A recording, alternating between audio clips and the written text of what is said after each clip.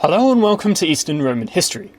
Nikephoros I, in 809 to 810, introduced a wide range of reforms known as the Vexations of Nikephoros that brought the ire of his contemporaries. However, were these reforms as bad as Theophanes and George Synkelos dressed them up to be? What were these vexations? Theophanes the Confessor, Chronicle, Annus Mundi 6302, AD 809 to 810, page 486 to 488.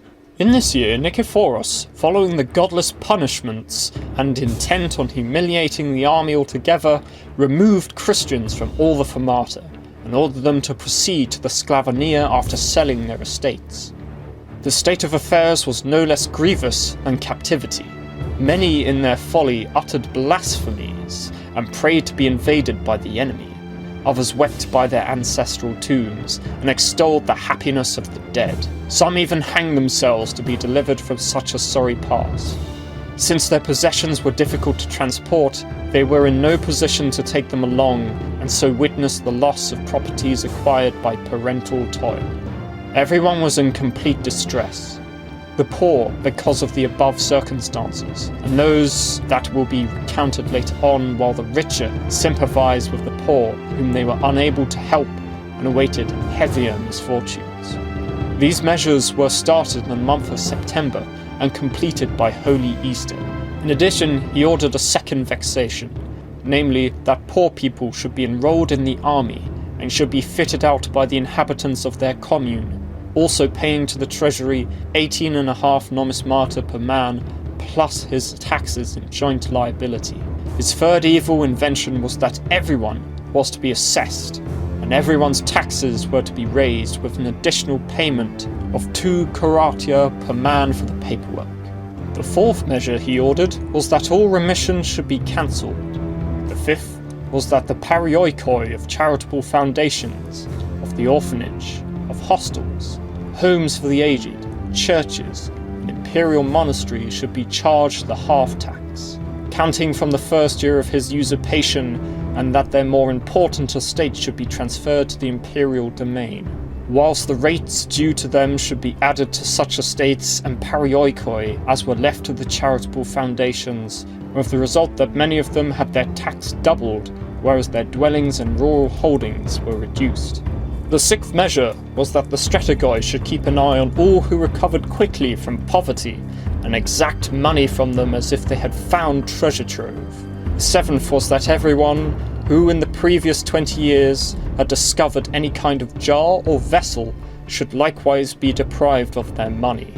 The eighth was that poor people who had received a divided inheritance from their fathers and grandfathers should be taxed by the treasury for the same period of 20 years, and that those who had brought household slaves outside Abydos, and especially in the Dodecanese, should pay an impost of 2 nomismata per head.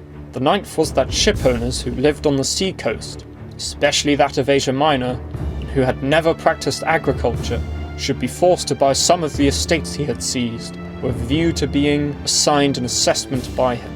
His 10th measure was to convene the foremost shipowners of Constantinople, give each a loan of 12 pounds of gold at a rate of interest 4 curatia to the nomismata, on top of the usual custom dues to which they were liable.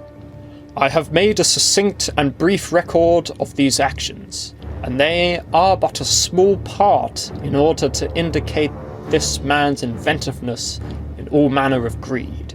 It would be impossible to describe the misfortunes he had inflicted on the imperial city, on dignitaries, on the middling folk and the poor. In the case of some, he inquired how they lived at home and suborned malicious servants who denounced their masters, and at first he would pretend to doubt their statements, but later would accept the false accusations in the same manner. He used lowly persons against persons of note, and would confer honours on those who had made clever denunciations. Many occupiers of houses he completely ruined from the first to the third generation, in the hope that they would quickly lose their title, which he would inherit. The following incident is worthy of note as an amusing example. There was at the forum a candle merchant who lived in plenty, thanks to his own exertions.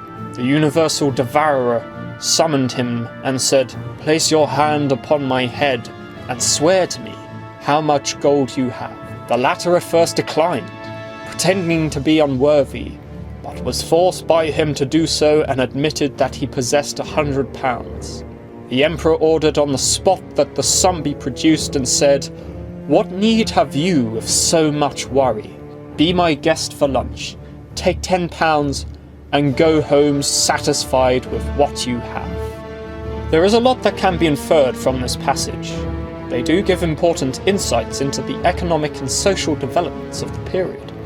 Firstly, that Anatolia's population had recovered enough for Nikephoros III to move them without significantly affecting the lands they left.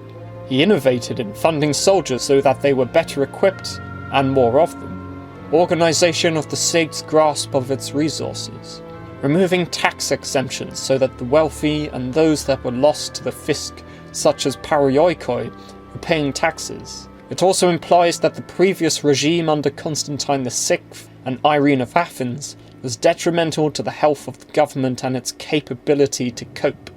Nikephoros I clearly wanted as much money to pass to the state as possible. This is understandable with the threat of the Bulgarians, Franks and Arabs, as well as his recent conquests in Greece. Having people hoard wealth beyond what they really needed when it could be better spent on defending and strengthening the state seems to have been the motivation behind Vexations 6, 7 and 8. Vexations 9 and 10 tell us that trade had recovered and a merchant class had appeared and was wealthy enough for the emperor to take action in a form of venture capitalism, forcing these merchants to buy land and hopefully use the loan they received to invest in the land they had been given to improve it. Despite the damning invective of Theophanes, Nikephoros' reforms were positive. Firstly, Nikephoros had recently suffered severe defeats to the Bulgars, placing all Macedonia in jeopardy, as well as Greece. His solution to strengthening these provinces, as well as allow these provinces to produce enough revenue for their own defence, was a massive population redistribution. Thus, the first three vexations were to do with repopulation, security, and securing the finances for the reassertion of Byzantine authority in Greece and Macedonia.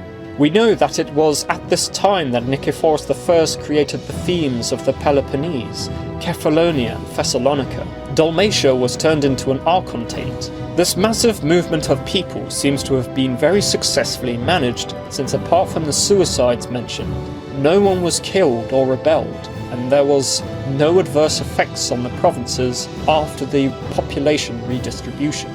Many of the fiscal reforms that followed likely were to pay for these challenges. It just goes to show what can be derived from hostile sources without having to use more favourable sources such as Constantine VII and the Chronicle of Monemvasia. Whether Nikephoros I's vexations were tyrannical or necessary, his actions went an enormous way into strengthening the empire's hold over Greece and its western possessions. They also tell us that by the beginning of the 9th century, the Eastern Roman Empire was well on the road to recovery. I have been your host, Daniel Maynard, and this has been Eastern Roman History.